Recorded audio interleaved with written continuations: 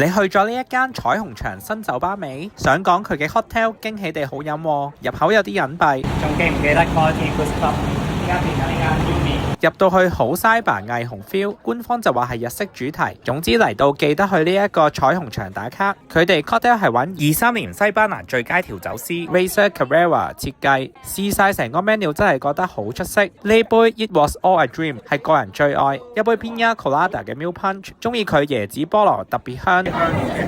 呢一杯 Ikigai 超特別，佢係杯 Americano Twist， 但加咗全港獨家嘅西瓜梳打水，同用士多啤梨溶風乾，做到好似塊皮咁嘅 garnish。香喎真係，有啲硬。店員超推呢一杯 FU， 個名真係要小心啲讀啊！佢係杯蜜瓜味嘅 Gin Fizz， 另外仲加咗紫蘇同胡椒果。呢個好清爽喎，蜜瓜味。